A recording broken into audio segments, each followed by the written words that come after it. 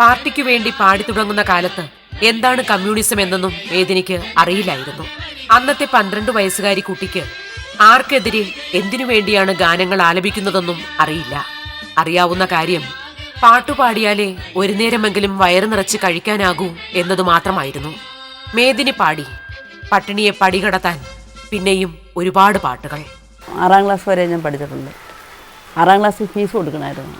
15 ഏക്കറും fees കൊടുക്കാൻ നിവർത്തിയില്ലാതെ 2 മാസം ഞാൻ ടീച്ചേഴ്സിനെയൊക്കെ സോപ്പിട്ട് കയറി. അന്ന് 15 ഏക്കറും 15 ഏക്കറുമാണ്. യാതൊരു നിവർത്തിയില്ല. 4 സഹോദരന്മാരോ അച്ഛനോ ഒക്കെ ഉണ്ടെന്ന് പറഞ്ഞിട്ടൊന്നും കാര്യമില്ല. ഈ സമരമൊക്കെ ആയി ബന്ധപ്പെട്ട് അമ്മയുടെ മരണം, അമ്മ മരിച്ചു. എൻ്റെ 12 വയസ്സിൽ അമ്മ മരിക്കുന്നു. ആങ്ങളമാർ പലരും ഒളിവിൽ, അച്ഛനും ഒരാങ്ങളെയും മാത്രം പുറത്തുണ്ട്. അപ്പോൾ വീട്ടിൽ അരി വയ്ക്കാനും കൂടെ വേണ്ടിയിട്ടായിരിക്കാം, അല്ലെങ്കിൽ വേണമെങ്കിൽ 15 ഏക്കറും കൊടുത്ത് അയക്കാമായിരുന്നു. ഞാനിപ്പോഴും അത് ഓർക്കുന്നു. പക്ഷെ അച്ഛൻ്റെ സാമ്പത്തിക മോശമായിരുന്നു, വിഷമം, പ്രായമായിരുന്നു. അപ്പോൾ അതുകൊണ്ട് ഫീസ് കൊടുക്കാൻ നിവർത്തിയില്ല. 15 ചക്രം ഫീസ് കൊടുക്കാൻ നിവർത്തിയില്ല. അത് 4 കുട്ടികളെ പറഞ്ഞു വിട്ടതിൽ ഒന്നാണ് ഞാൻ.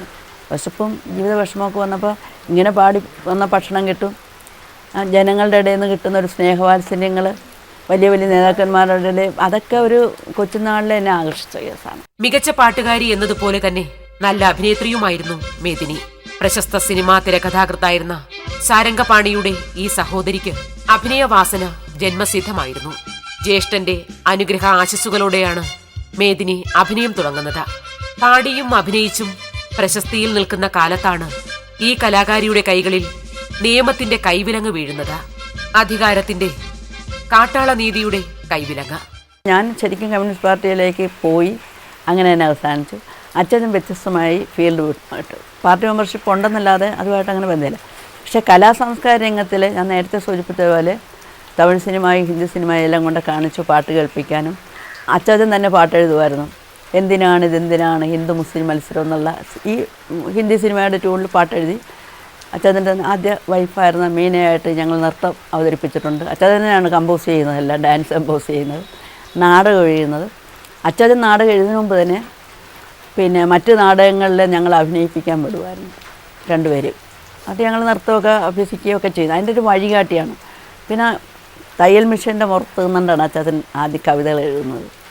മഴ ഇങ്ങനെ ചോർന്നൊലിക്കുന്ന ആ മിഷൻ ഇങ്ങ് മാറ്റിയിട്ടിട്ട് അതിൻ്റെ പുറത്തിരുന്ന് ഈ കാണും പാടങ്ങൾ നമ്മൾ തൻ കൈകളാൽ തീർന്നതോ, പാടുപെട്ടു പാടത്തിൽ പണിയെടുക്കും പട്ടിണിക്കാർ. ഇതൊക്കെ അച്ഛൻ്റെ കവിതയാണ്.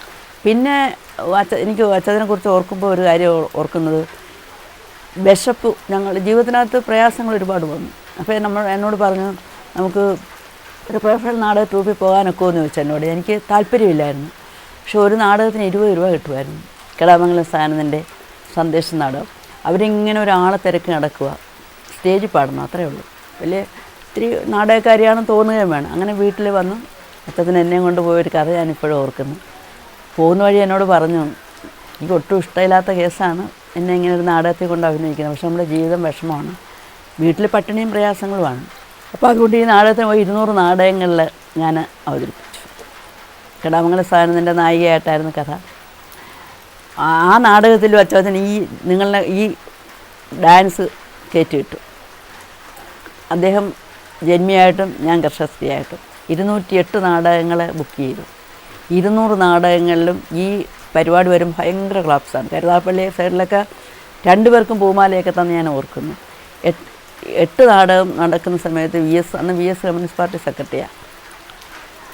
അപ്പോൾ പറഞ്ഞ് പ്രൊഫഷണൽ നാടകത്തിൽ പോകണ്ട, നമുക്ക് ഇവിടെ കലാപരിപാടിയും കാര്യങ്ങളൊക്കെ വരുന്നു, തിരിച്ചു പോരാൻ പറഞ്ഞു. അങ്ങനെ കലയോട് ഞാനൊരു ചതി ചെയ്ത് 8 നാടകമുള്ളപ്പോൾ ഞാൻ പോന്നു. പക്ഷേ ജീവിതത്തിനകത്ത് നമുക്കൊരു അത്താണിയായിരുന്നു ആ വരുമാനം.